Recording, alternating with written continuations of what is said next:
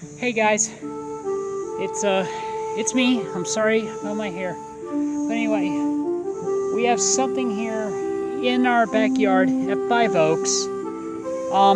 If you aren't a fan of bees or bugs, then viewer discretion is advised. Thank you. Yeah, this is something Mom made for them. And I'll be right back at Five Oaks. So,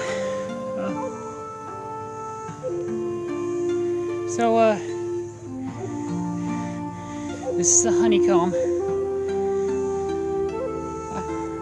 If you're not a threat to these guys, they won't hurt you. I'm sorry.